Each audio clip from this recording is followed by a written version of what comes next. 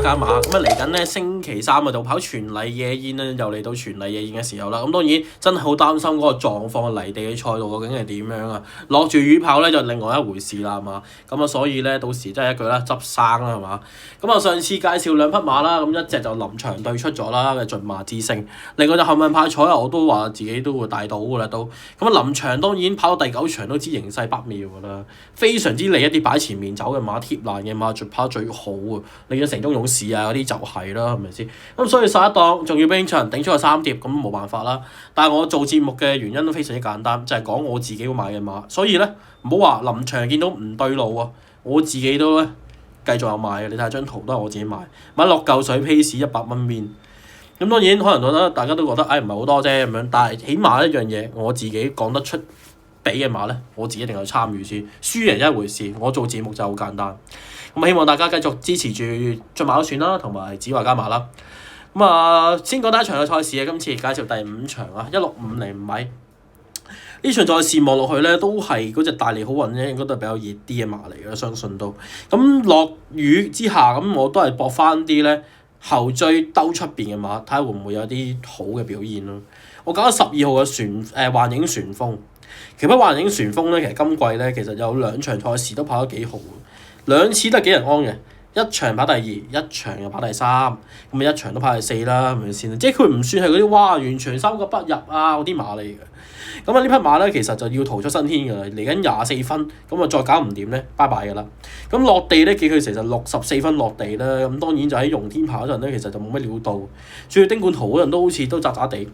咁啊同大家睇睇上次566嘅場合啦，班德啦點樣發揮呢匹馬？場賽事一開閘啦，咁啊幻影旋風暫時喺邊啊？黃黃地色3流，因為後邊嗰隻13號嗰隻咧就會去啦。咁啊前邊有啲咩馬走去前邊咧？呢場賽事度，咁啊呢場賽事咧其實都係一啲咧咬去前少少嘅位咧，個嘅馬會好啲，同埋咧貼住條欄啊嗰啲馬咧會真係會好少少咁樣。咁前邊咧你會見到有隻咩肥仔精神啊，咁當然嗰隻馬彎彎地嘅，跟住出邊有隻咧。冚緊埋你啦，浪得雪風啊！咁啊，浪雪風呢場賽事真係俾佢吹脹，頂下一隻位置，好好分啊，100幾蚊 pace 嘅。跟住拍住佢嗰隻就一路歡騰啦。咁而家最尾嗰隻咧就係我嗰隻幻影旋風啦。咁啊頭馬而家喺邊度啊？咁咧就係咧唔聲咧，已經仆喺條欄嗰度噶啦。咁啊個位一間轉出嚟咧，相當之靚，同埋跑今場嘅熱門啦，嗰隻大利好運10號仔啊，都會好發揮呢場賽事都。咁啊好啦，咁啊暫時都係啦，前置馬都係繼續喺前面領放當中啦。咁啊幻影旋風啊仲喺後邊喎，咁樣咁嚟到呢個位係咪時候準備要出生位咧？咁啊當然你都要準備出佢噶啦，係咪先啊？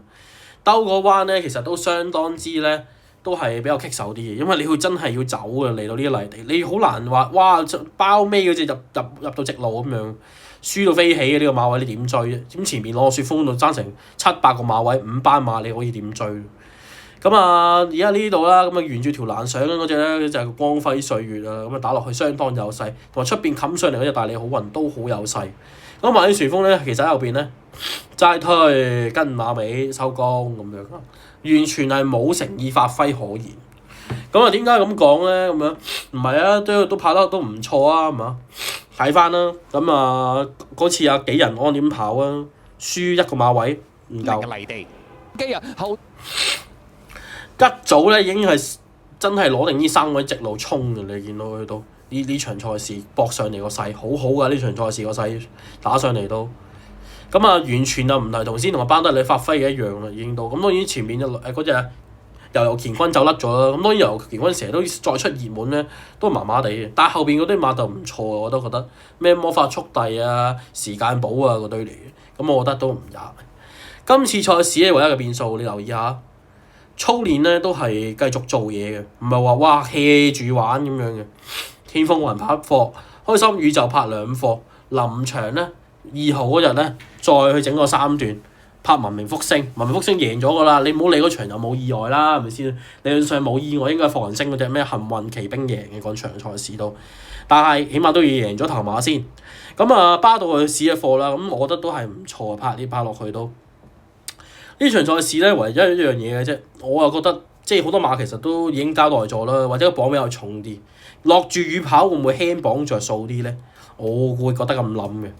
咁所以我覺得12號嘅幻影旋風呢場賽事咧，絕對應該係真係要求逃出生天。丁冠豪亦都今日睇啦，又冇咗幾隻馬咁樣。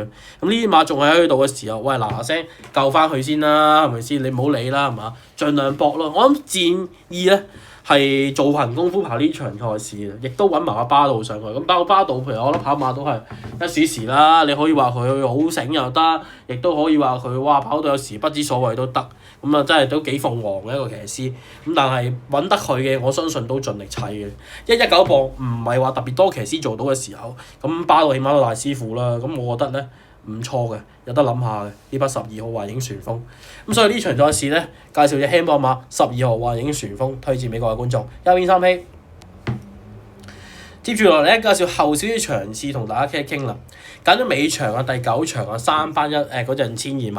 咁呢場賽事無疑上，我覺得應該都係樂勝天下攞一回熱門嚟㗎啦，都已經都。咁啊，會唔會有啲變數馬喺呢場賽事度出現咧？咁樣。咁當然，我覺得變數馬咧，絕對都係有嘅咧。呢場賽事都。咁啊，會唔會介紹嗰隻樂勝天下咧？咁樣，咁我自己就老實講啦，就麻麻啦，老實就。咁我介紹翻佢啦，上次介紹過啦，搏隻冷少少。成數表啊，其實喺谷草上次賽事我已經推介613場次。咁啊，見到安上人個發揮都頗為都肉酸嘅，講真都。咁啊，睇一睇啊，呢場賽事喺前支馬又係控制大局嘅。一出閘嗰隻關鍵所在落大飛啊，喺前邊啦，紅眼罩嗰隻拍住出邊嗰隻嘉應勇將。咁啊，呢場賽事佢又有啲飛嘅，忽然間都。咁啊，另外嗰隻唔夠快啫，係咪星球啦？咁就留住跑咁樣啦。咁啊，估唔到喂嗰隻成數表啊，留到落第6位啊，大哥，咁你死唔死啊？係咪先？咁呢場賽事咧，你會見到啦，前邊拍住一堆馬咧，就係包 Q 啦，已經到。咁係阿成數表1號仔隔離嗰隻咧，棒棒糖咧。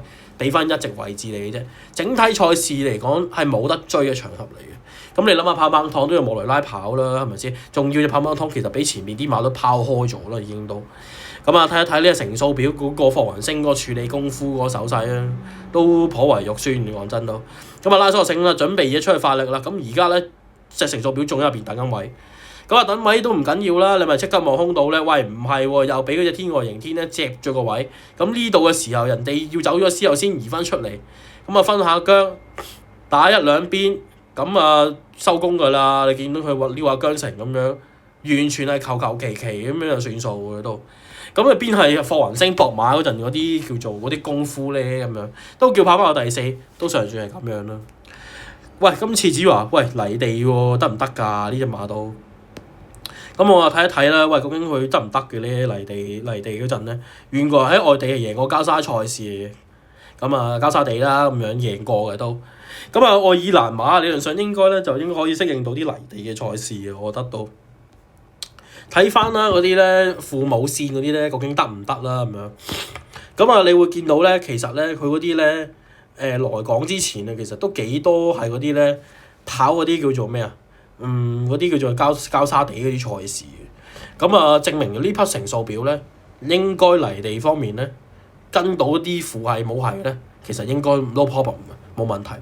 尤其是母系嗰邊咧，普遍適應跑呢個交沙地同泥地。咁你跟老母嗰邊咧，又應該識跑泥地嘅呢匹成數表都。咁啊睇一睇啊，啲試閘究竟佢識唔識跑泥地咯？我就成日都要咁講，喂，佢講啊得啫，係咪先？落地得唔得咧咁樣？咁你當然要睇翻沙田嗰課啦，咁樣。咁啊當然呢課咁嘅試閘咧，其實咧隻成數表咧就見佢咧嗰陣咧隻狀態未起嘅，二搭跟前催策咁啊反應就唔錯咁樣啦。咁個課閘叫做咁啊課閘已經係25年6月嘅時候啦。咁而家幾耐啊大哥？26年啦已經，成年之前噶啦。咁好明顯狀態嗰陣啊係差噶啦，係咪先？咁但係都叫做適應到咯，係咪先啊？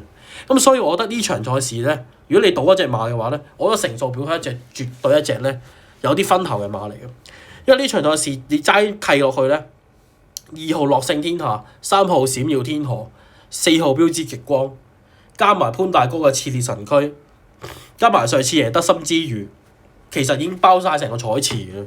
賭呢啲馬咧，我覺得就冇乜意思嘅，講真都。咁不如賭啲冷門試一試。你搏去炒緊啲3344啲成數表咧，好分嘅呢場賽事都。咁谷草我覺得可能個分梗係棘棘地啦，亦都企企地啦，係嘛？咁不如轉過嚟泥地試下啦，反正冇係又得嘅泥地都。咁所以我覺得呢隻5號嘅成數表咧，有得諗一諗去。咁啊介紹埋佢1 win 3批。重複下今次嘅心水，介紹第一場賽事12號馬環影旋風1 win 3批。第9場啊5號馬成數表都係1 win 3批。咁希望呢個節目幫到大家。咁啊即係我自己嘅個宗旨就係啦，俾得嘅馬輸贏都好，我都係買嘅。即係運派彩咁講明自己都會賭㗎啦，係嘛？咁呢啲就好簡單嘅啫。下集見啦，拜拜。